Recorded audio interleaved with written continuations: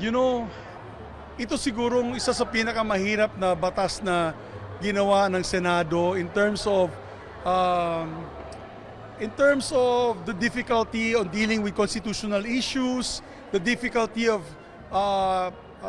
trying to appease political parties kasi alam naman dun sa dating ARM, merong gustong magkaroon ng BARM, merong ayaw. We had to balance all that, and then of course yung constitutionality, the creation of a parliament within the Philippine system. Remember that we're a republic, and we have a republican system wherein we have a Senate and the House of Representatives. To create this type of autonomy within the Philippines, talaga napakahirap. Kaya I would like to give credit where credit is due, lalo na kay Senator Coco Pimentel, yung mga legal luminaries natin at the time, Senator Frank Drilon, Senator Sunny Angara, na talagang tumulong sa akin na maging konstitusyonal itong batas na ito. And I decided to complete the book nung lumabas na po ang Supreme Court decision that it was constitutional. And therefore, our journey has come full circle. And I think, as I mentioned earlier in my speech, sabi ko nga, dahil dito sa batas na ito, nagkaroon po tayo ng pangmalawakan at pangmatagalang kapayapaan sa Muslim region of Mindanao. At dahil dyan, bumaba ang mga kasong, of course, poverty rates, no? Kaso ng poverty rates sa Muslim Mindanao. Imagine almost half.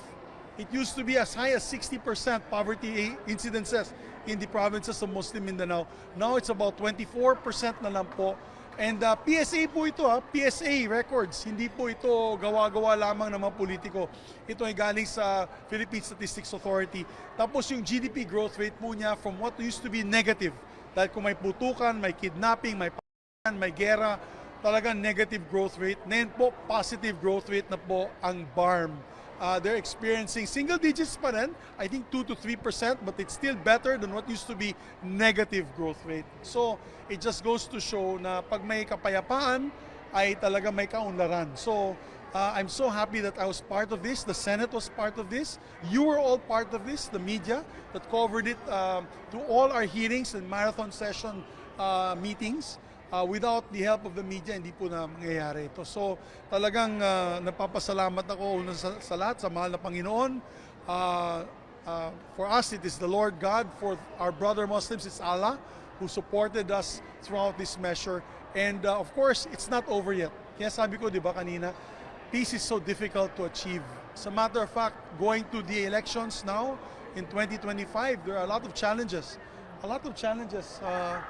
There are people who want to disrupt the elections. They want to disrupt the Bangsamoro elections for parliament. So talagang we have to really work continuously towards achieving peace in the Muslim Mindanao. I am open to it. Nag-uusap nga kami ng BT kasi ang gusto ko sana at magpa-file po ako in the next couple of days. We're going to file a bill on plebiscite for Sulu, for a plebiscite for Sulu. They voted and rejected it.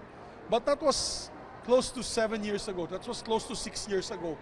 Now, pagkausap mo yung leadership ng Sulu, gusto po nila na sumama muli sa BARM. Kasi napakalaki nga ang naibibigay po sa kanilang block grant. So, we want to give them an opportunity at doon sa BOL, sa pinasa po natin batas na Bangsamoro Organic Law, we have an opt-in provision. In other words, let's say hindi nanalo na yun ang sa plebisito, pwede po muli mag-file ng bill to include them into a future plebiscite.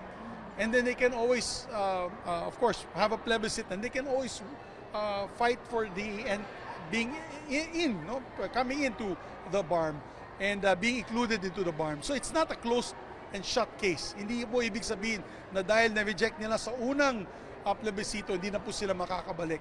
No, so we are going to file that bill to allow them once again to have a plebiscite to be able to reintegrate back into the BARM area. So pwede ituloy yung election sa BARM and then special election na lang later doon sa Sulu? Yan ang dalawa yan eh. Of course, there are two options. One is tuloy na lang yung election po na yun.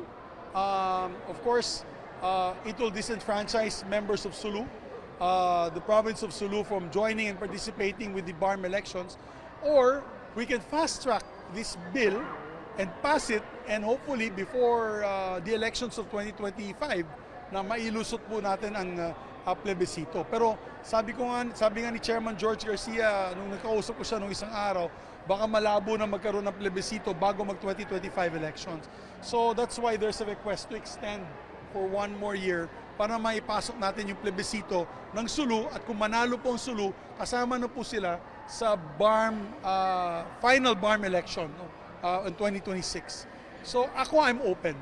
I've said it before that this should be the last extension, but after the decision of the Supreme Court, gusto din na po natin may sama yung Sulu.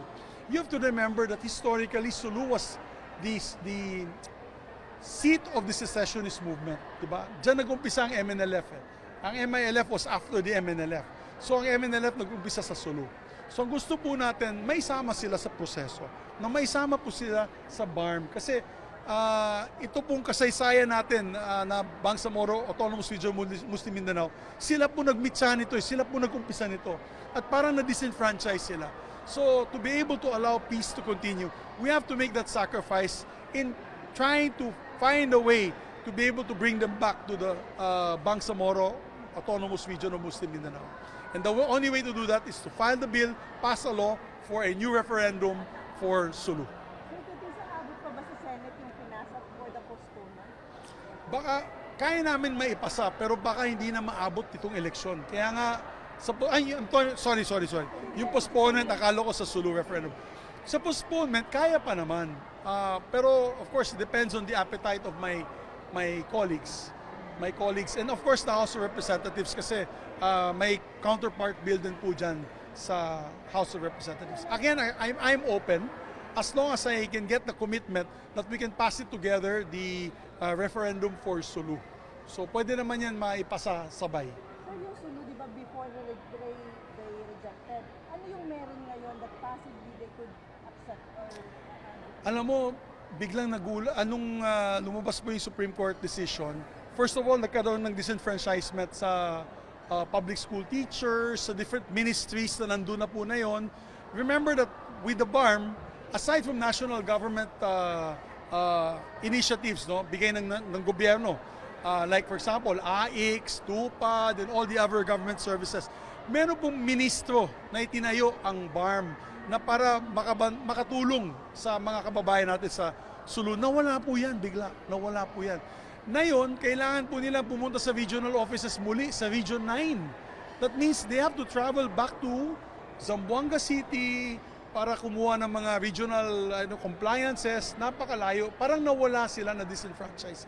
So I think we have to give them the chance to be able to reintegrate into the BARM and through the referendum. So, the impeachment na, chances Yeah. we still have time for it, knowing na 2 weeks na lang break na po kayo. Ako, like many of my colleagues, we would not want to see an impeachment proceedings in the Senate because obviously it's going to be very divisive. I know I'm supposed to not talk about the impeachment, but in my heart, is this what we want so close to the elections? No? Although if there's an impeachment that is delivered to us in the Senate, we have to do our constitutional mandate to convene an impeachment court. I used to be Senate President, so we know the implication of that. We know our duty. But of course, personally, if you ask me in my personal opinion, sana walang gulo. Kasi ayaw po natin ng gulo at this point in time. Gusto ko po nga namin ceasefire muna at this point in time. Tingnan nyo nangyari sa South Korea. Diba? They declared martial law in South Korea. Now nagkakagulo sila doon. I couldn't believe it. No, I couldn't believe that they had this type of political noise in South Korea last night. So ayaw naman po natin na mangyari yun, na magkaroon ng catalyst for a lot of course rallies and dissent from any side, no, from all sides. So at this point in time, palapit na yung Pasko. Sana naman pag-usapan natin ay kapayapaan. I'm here because of my book, The Road to Peace. Ito po, ang napakasimple lang, Road to Peace. Gusto po natin kapayapaan, pati sa politika sana magkaroon ng kapayapaan. You don't want the impeachment dahil divisive or, sorry sir, No, no, are you supporting VP Sara? No. I'm not. I would like to be very clear. No, I would like to be very clear. At this point in time, we cannot take political sides. because if there is a valid and verified impeachment complaint that will go to the Senate, we as jurors have to be very impartial about it.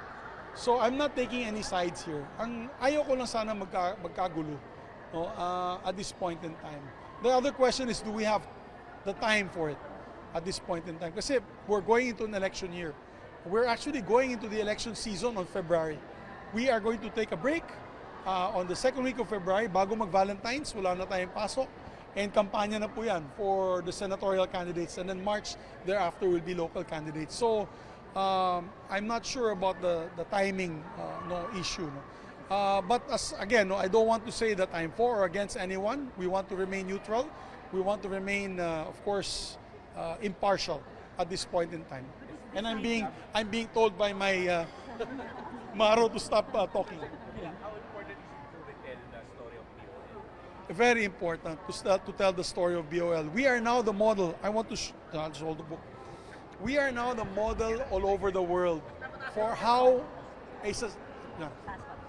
we are now a model all over the world kung paano natin nagawa po yung pagbibigay po ng malawakang kapayapaan sa Muslim Mindanao. May mga taga-Thailand, ibang bansa pumupunta dito para pag-aral po ang sistema na ginawa po natin. Ito tinatawag po natin political solution. Everywhere I used to go when I went to the IPU, bumisita po kami sa EU, ang number one, always opening line nila, congratulations on the Bangsamoro Organic Law and the Bangsamoro Autonomous Region. So talagang proud na proud po tayo. We should be proud. And this chronicles all that kasi people think, batas na yan, madaling gawin yan. Makikita nyo po dito kung gaano kahirap ang dinaanan po natin, no? Sa lahat ng kinaaway po natin. And you know, there were politicians, I'll tell you, there are politicians that got mad at me for this. Nasiro po ako sa mga lugar na dati, number 1, number 2, number 3 po ako. Siniro po nila ako. Dahil nga, galit sila sa ginawa po nating Bangsamoro Autonomous Region. They wanted to keep it as ARM. They wanted to keep it as ARM. But we said, we need to change the system because ARM was not working at the time. Nagkakagulo pa rin ang ARM. Kailangan talagang full autonomy na ibigay po sa kanila. May mga nagalit sa akin sa mga lugar po nila, nasiro po ako nung halalan po ng 2022. Just to prove a point. But for me, we have to rise above that. We have to be statesmen. And because of that, look at BARM now. Diba? Umaasenso ang BARM. Medyo wala na po tayong naririnig na bakbakan laban sa ating military. Wala na po mga malalaking armadong grupo na kumukontra sa ating mga sundalo at kapulisan. So, ngayon sila po ay partners in development. They are now partners in development. The MNLF and the MILF are now members of the PNP and the AFP. They are now partners with government. So, it's all because of what we all together achieved. Thank you, guys.